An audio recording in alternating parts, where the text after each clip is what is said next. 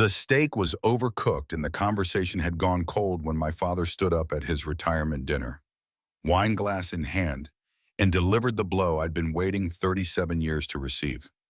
"To my son," he said, his voice carrying across the restaurant's private dining room, filled with his former colleagues from the accounting firm, who finally found something he's good at playing dress-up soldier. The laughter was scattered, uncomfortable. I kept cutting my steak, keeping my eyes on the plate. My mother's hand found mine under the table, her grip tight with familiar apology.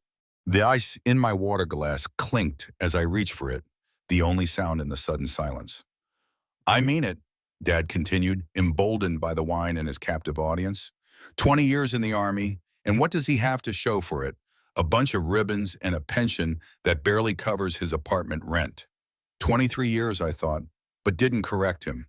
He'd never been good with details when it came to my career, or maybe he just didn't care enough to remember.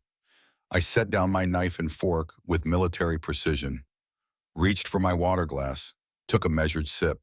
The condensation on the glass felt cold against my palm, grounding me in the moment. "Still living like a bachelor at 42, he pressed on, his voice getting louder. "No wife, no kids, no real career. Just following orders and pretending it matters." Around the table, his colleagues shifted uncomfortably. These were men and women who'd worked with my father for decades, who knew him as the meticulous accountant who never missed a deadline, never made an error. They didn't know him as the man who'd spent my entire life cutting me down to size. The silence stretched. Someone cleared their throat. A fork scraped against china. I looked up and met the eyes of Harold Brennan, the managing partner who'd organized this dinner. He was staring at me with an expression I couldn't read, surprise maybe, or recognition. "What's your rank again, son?" Dad asked, as if he didn't know, as if he hadn't been ignoring my promotions for the past 2 decades. As if the letters I'd sent him from Afghanistan and Iraq had never mentioned the increasing responsibility, the men and women under my command, the decisions that kept me awake at night. "Colonel," I said quietly. "Colonel," he repeated, making it sound like a child's game. "Well, I suppose everyone needs their little fantasies." The words hit me like shrapnel, clean and sharp and unexpected. I felt something tear inside my chest, some last thread of hope I'd been carrying for 42 years. I stood up, placed my napkin on the table with the same careful precision I'd learned at West Point, walked to the men's room and locked the door behind me. In the mirror, I saw what I always saw, a man who'd spent his life trying to earn respect that would never come. The ribbons on my dress uniform included a Purple Heart from the IED that had taken out my Humvee in Kandahar, a Bronze Star from the firefight where I'd held a position for 6 hours while waiting for extraction, and a Distinguished Service Cross from the mission where I'd led a rescue operation that saved 14 captured soldiers. None of it mattered to the man who'd raised me. I splashed cold water on my face, the shock of it bringing me back to the present. Looked at myself again. Saw the same face that had looked back at me from mirrors in Iraq, Afghanistan, Germany, and a dozen other places where I'd served my country. I straightened my tie and returned to the table. Sat down, finished my steak in silence, while the conversation limped along around me, everyone pretending the moment hadn't happened. When dessert came, Harold Brennan leaned over and said quietly, "I'd like to speak with you before you leave." I nodded, waited. Watched my father accept congratulations and best wishes from his colleagues, basking in their attention like he'd basked in mine when I was young, before he'd decided I was a disappointment. The drive home was quiet. Mom tried to apologize 3 times before I told her it was fine. Because it was fine. It was exactly what I'd expected. "He's had too much to drink," she said as we pulled into their driveway. "He doesn't mean it." "Yes, he does." She started to protest, then stopped. We both knew the truth. My father had been delivering variations of this speech for years, usually in private, occasionally in front of relatives. Tonight was just the first time he'd done it in front of his professional colleagues. "I'm proud of you," she said softly. "I've always been proud of you." I squeezed her hand. "I know, Mom." I walked her to the door, made sure she got inside safely, then drove to my apartment across town. It was a modest place, clean and functional, with the kind of furniture that could be packed and moved on short notice.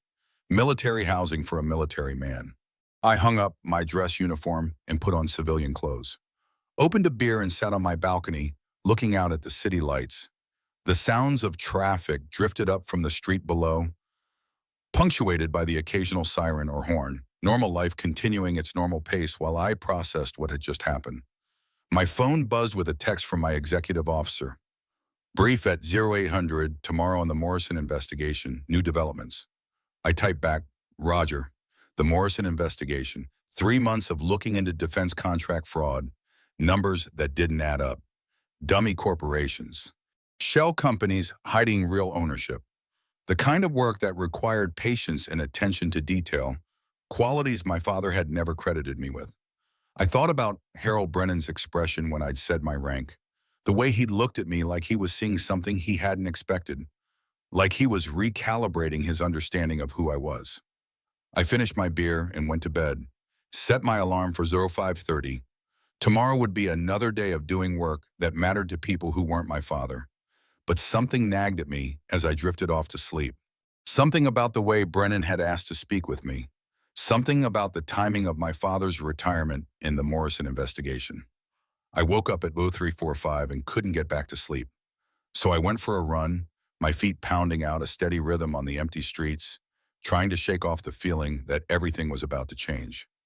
My father had been an accountant his entire career, precise, methodical, proud of his ability to make numbers, tell stories. He'd started at Brennan and Associates fresh out of college, worked his way up from junior associate to senior partner over the course of 30 years. He'd wanted me to follow in his footsteps, to join him at the firm after college. Accounting is security, he'd told me when I was 18. The Army is just playing war games with real bullets. I'd tried to explain that I wanted to serve, to be part of something bigger than myself. That I wanted to lead soldiers, to make decisions that mattered, to defend the country that had given my family everything. He'd looked at me like I was speaking a foreign language. You're too soft for the military, he'd said. You'll wash out in 6 months and come crawling back, asking for a job at the firm. When I was accepted to West Point, he'd been skeptical. Military Academy, he'd said, fancy name for government daycare. When I graduated, he'd attended the ceremony but spent most of it complaining about the heat and the length of the speeches. When I was commissioned as a second lieutenant, he'd asked if that was good or bad. When I made first lieutenant, then captain, then major, he'd responded with the same indifferent nod. The pattern had been established early. Nothing I did in uniform would ever be real work in his eyes. Real work happened in office buildings, with spreadsheets and quarterly reports and clients who paid their bills on time. Real work was what men like Harold Brennan did, building accounting firms from nothing into regional powerhouses. When I was deployed to Afghanistan the first time, he'd sent care packages addressed to my son, the tourist. When I was wounded by an IED and spent 3 months in a military hospital, he'd visited twice, both times asking when I was going to come to my senses and get out. This is what happens when you play soldier, he'd said, looking at the pins in my leg. Real men don't get blown up for a living. I'd tried to explain that what I did mattered, that the men and women under my command depended on me, that the missions we accomplished saved lives and protected freedom. He'd listened with the same expression he wore when reviewing tax returns, polite, professional, fundamentally uninterested. The worst part wasn't the lack of support. It was the active undermining. At family gatherings, he'd introduce me as my son, who's still playing Army. When relatives asked about my career, he'd say things like, he's doing his best, I suppose, or we're hoping he'll figure out what he wants to do with his life eventually. I'd stopped bringing friends home after my father had spent an entire dinner explaining to my date why military service was welfare for people who can't handle real responsibility. I'd stopped sharing details about my work after he'd responded to news of my promotion to lieutenant colonel by saying, I suppose someone has to be in charge of the toy soldiers. I'd stopped trying to impress him around the time I made major when I realized that no amount of achievement would ever be enough. He'd made up his mind about me when I was 18, and nothing I'd done since had changed his opinion. But I'd never stopped hoping that someday he'd see me as more than a disappointment in uniform. that someday he'd realize that his son had become a man worth respecting. The retirement dinner had been his final chance to show me some dignity. Instead, he'd chosen to humiliate me in front of his colleagues, to reduce 23 years of service to a punchline. I should have expected it. The signs had been there for decades. But hope dies hard, even when it's been wounded repeatedly, especially when it's been wounded repeatedly. At 0800 the next morning, I was in the conference room reviewing the Morrison investigation files. The numbers were starting to make sense, but not in a good way. Morrison Defense Systems had been awarded a series of contracts over the past 5 years. Small ones at first maintenance work, supply delivery, basic logistics support. Then increasingly large contracts for complex services, training programs, equipment maintenance, consultation on procurement procedures. The company had grown from a two-person operation run out of a strip mall office to a major government contractor with a downtown headquarters and 50 employees. On paper, it was a success story. In reality, it was starting to look like something else entirely. What bothered me wasn't their success, it was how they'd achieved it. Their financial statements showed steady growth, consistent profitability, and healthy cash flow. But their actual operational capacity hadn't scaled accordingly. They were billing for services they couldn't possibly provide with their current staff and infrastructure. Sir, my executive officer, Major Patricia Chen, set down a stack of documents. We found something interesting in the Morrison Bank records. I looked up from the spreadsheet I'd been studying. Chen was a sharp officer, detail-oriented and thorough. If she said something was interesting, it was worth my attention. What kind of interesting? Payments to consulting firms that don't seem to exist. Shell companies with no employees, no offices, no actual business operations. She handed me a financial analysis that she'd prepared overnight. The numbers were damning. Morrison had been funneling money through a network of fake companies, inflating their costs and skimming the difference. How much are we talking about, I asked. Preliminary estimate, 15 to 20 million over 3 years. I leaned back in my chair, processing the implications. Defense contract fraud was a federal crime, but it was also a specialized field. You needed expertise to set up this kind of operation. You needed someone who understood both government contracting procedures and sophisticated financial systems. You needed an accountant. Who's Morrison's accountant? I asked, though I was already starting to suspect the answer. Major Chen flipped through her notes. Brennan and Associates. They've been handling their books since the beginning. The name hit me like a physical blow. I kept my face neutral, but inside something cold and sharp was taking shape. The same accounting firm where my father had worked for 30 years. The same firm where Harold Brennan had looked at me with recognition when I'd said my rank. Get me everything you can on Brennan and Associates, I said quietly. Financial records, client lists, employee files, background checks on key personnel. Everything. Sir, is there something specific we're looking for? I thought about my father's retirement dinner, about 23 years of being dismissed and belittled, about the way Harold Brennan had asked to spot with me before I left. Just be thorough, I said. Leave no stone unturned. Chen nodded and left. I sat alone in the conference room, staring at the Morrison financial records, trying to push down the growing suspicion that my father's firm was involved in something much larger than simple bookkeeping. I spent the rest of the morning reviewing procurement regulations, looking for patterns in the Morrison contracts. The awards had been spread across multiple departments and agencies, making them less likely to attract attention. But they all had one thing in common. They'd been structured to avoid the kind of oversight that would reveal the fraud. Someone had inside knowledge of how the system worked. Someone who understood the regulations well enough to exploit them. Someone who might have access to that information through a son in the military. The investigation took 2 weeks to bear fruit. What we found was worse than simple fraud. It was a systematic scheme involving multiple defense contractors, all clients of Brennan and Associates. The accounting firm hadn't just been keeping books for Morrison Defense Systems. They'd been creating the shell companies, companies, managing the money transfers, and providing the financial expertise that made the fraud possible. They'd been doing it for at least 5 years, possibly longer. Harold Brennan wasn't just an accountant. He was the architect of a conspiracy that had stolen $43 million from the Department of Defense. But the worst revelation came when Major Chen brought me a personnel file from Brennan and Associates. It was my father's employment record, going back 25 years. "Sir," she said carefully, "I think you need to see this."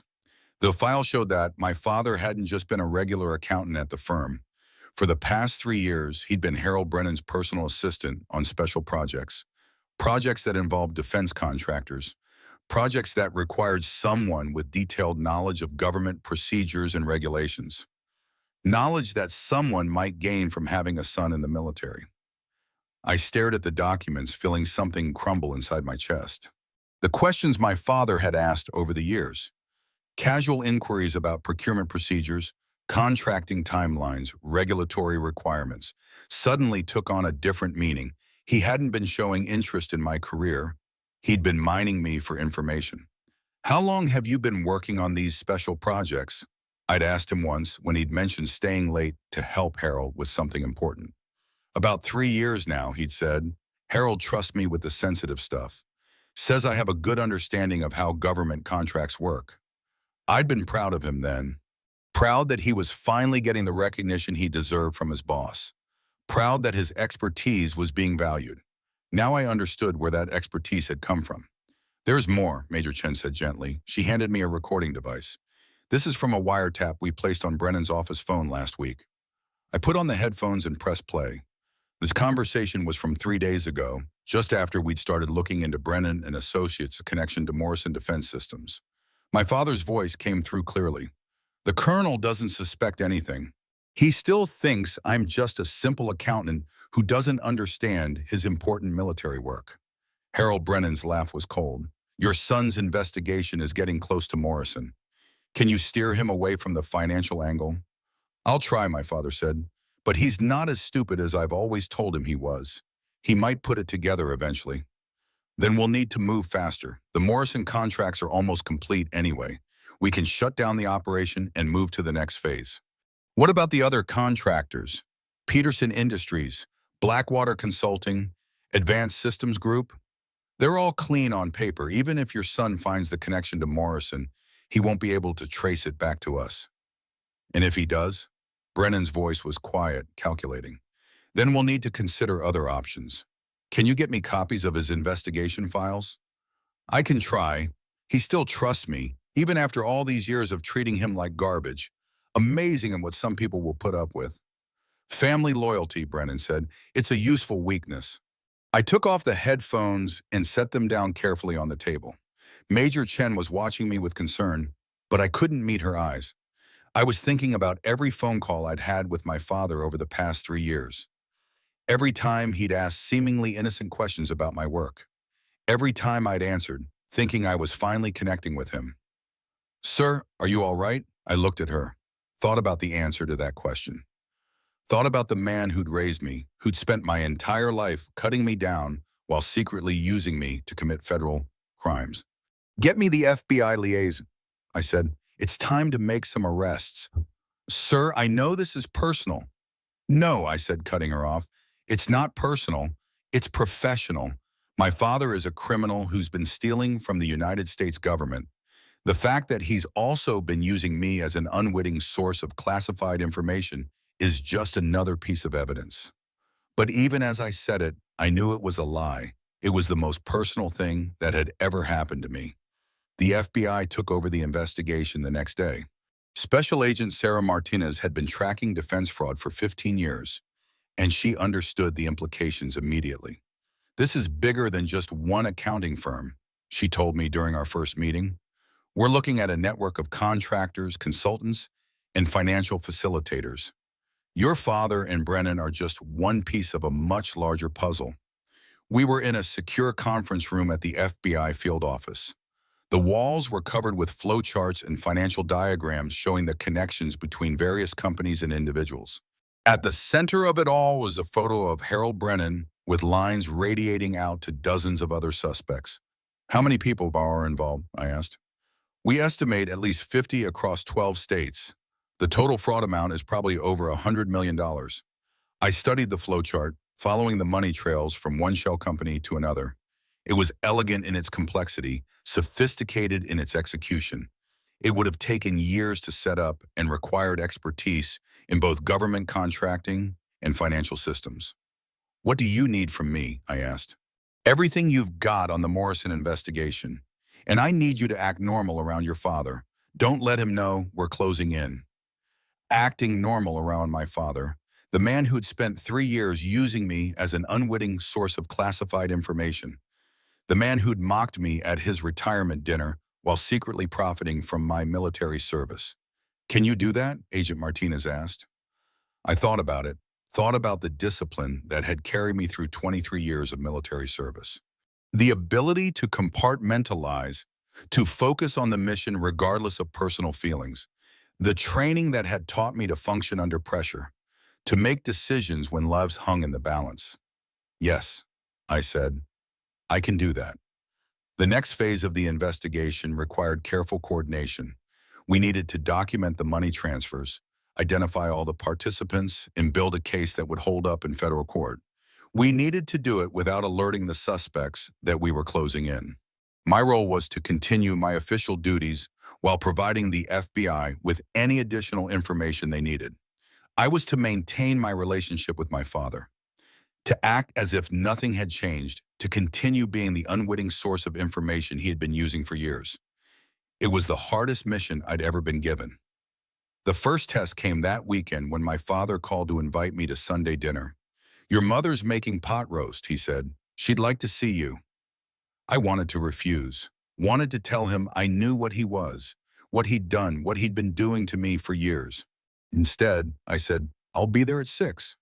The dinner was torture. My father was unusually talkative, asking questions about my work, about the Morrison investigation, about whether I thought defense contractors were generally honest or if there might be some bad actors in the system.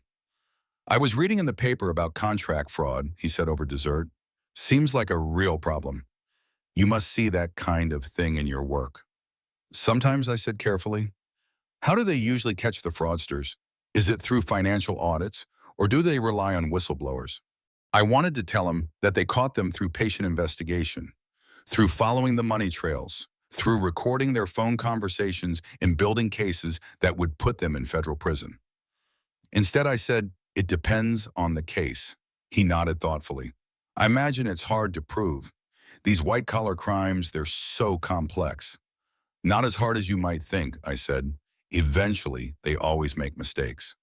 The arrest happened on a Tuesday morning in October.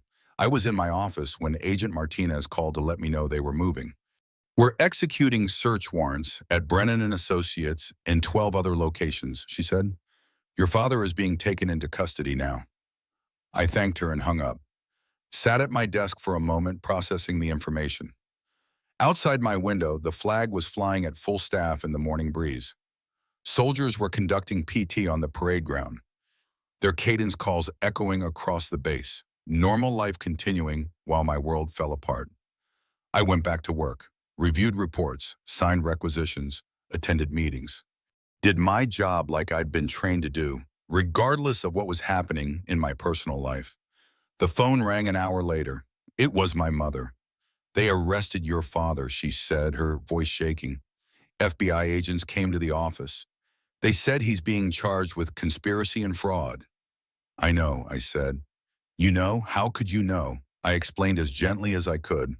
Told her about the investigation, about the evidence, about the recordings. I watched her world collapse through the phone line, heard her faith in the man she'd married for 45 years crumble with each revelation. How long have you known? She asked. 2 weeks. And you didn't warn him? The question hung in the air between us. I thought about all the ways I could answer it. About duty and justice and the oath I'd taken to protect and defend the Constitution against all enemies, foreign and domestic. About 23 years of being belittled and dismissed by the man who was supposed to support me. About the moment I'd realized that my father had been using me all along. No, I said simply, I didn't warn him. How could you do that to your own father? I closed my eyes. Because he wasn't acting like my father. He was acting like a criminal. She hung up without saying goodbye. The trial lasted 3 months. The evidence was overwhelming: financial records, recorded conversations, witness testimony from dozens of co-conspirators who'd agreed to cooperate in exchange for reduced sentences. Harold Brennan was sentenced to 15 years in federal prison. My father got 7 years as a cooperating witness. His sentence reduced because he'd provided information about the other participants in the conspiracy. During the sentencing hearing, I sat in the gallery and watched my father stand before the judge. He looked older than his 65 years, diminished by the orange jumpsuit and the weight of his crimes. "Do you have anything to say?" the judge asked. My father turned slightly, his eyes finding mine in the courtroom. For a moment, I thought he might apologize, might acknowledge what he'd done to me, the way he'd used me, the years of lies and manipulation. Instead, he said, "I'm sorry for my actions. I let my family down." He never asked me to visit him. I never offered. The local newspaper ran a story about the case. The headline read, "Local accounting firm masterminded defense fraud scheme." There was a photo of my father in handcuffs being led away from the courthouse. I kept the clipping in my desk drawer, not as a trophy, but as a reminder of what betrayal looked like when it was fully revealed. 6 months after the trial, I received a letter from Harold Brennan. It was postmarked from the federal prison in Pennsylvania where he was serving his sentence. "Colonel," it began, "I wanted to write to tell you that I understand now why your father was so threatened by you. At his retirement dinner, when you said your rank, I realized I was looking at a man who had achieved something real, something that couldn't be bought or stolen or faked. Your father spent his whole life trying to diminish you because he knew you were better than him, better than all of us. He saw what you represented: honor, integrity, service to something greater than yourself, and it made him feel small. I'm not excusing what we did. There's no excuse for it. But I wanted you to know that even in his betrayal, your father talked about you constantly. He was obsessed with your opinion of him, even as he was using you. I think he loved you in his broken way. I think he just didn't know how to show it without admitting that he was wrong about everything he'd ever said about your service. I'm sorry it took me so long to see it. I'm sorry we dragged you into our mess. You deserve better from both of us." I read the letter twice, then put it in my desk drawer next to the newspaper clipping. The next week, I submitted my retirement papers. 23 years of service, a full pension, time to find out who I was outside of uniform. My mother called on my last day of active duty. We'd been talking again, slowly rebuilding our relationship after the trial. "I've been thinking about what you said," she told me, "about duty and justice, about doing what's right even when it's hard. What about it? I think I understand now why you couldn't warn him, why you had to choose your oath over your family." I looked out my office window at the parade ground where I'd spent so many mornings, at the flag that had defined my life for more than 2 decades. "It wasn't about choosing," I said. "It was about being who I've always been." Your father never understood that. He thought loyalty meant looking the other way. He thought family meant protecting each other even when someone was doing wrong. What do you think? She was quiet for a long moment. "I think you're the man I raised you to be. And I think your father forgot what that meant." After I hung up, I cleaned out my desk and locked my office door for the last time. In the hallway, I passed a group of young officers heading to their next assignment. They saluted as I walked by, and I returned the salute with the same precision I'd learned as a cadet. I bought a cabin in the mountains of Colorado, a place where I could wake up to silence and spend my days learning how to be civilian again. The quiet was different from military quiet, less structured, more peaceful. There were no reveille calls, no formation runs, no mission briefings, just the sound of wind through pine trees and the occasional call of a hawk circling overhead. 3 months into retirement, I was at the hardware store in town when a man approached me.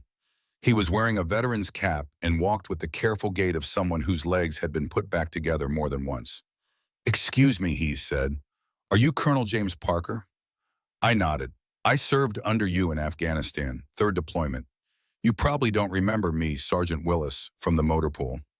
I did remember him. A good soldier who'd kept our vehicles running through some of the worst conditions I'd ever seen. He'd been wounded in the same ID attack that had earned me my Purple Heart. "I wanted to thank you," he continued, "for what you did with that fraud investigation." My nephew works for a defense contractor. Says things have gotten a lot cleaner since they started cracking down on the corruption.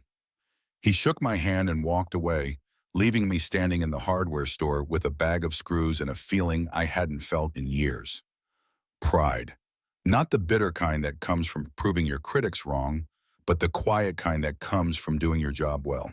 That evening, I sat on my porch and watched the sunset over the mountains. The sky turned from blue to purple to deep gold, and the first stars began to appear in the darkening sky.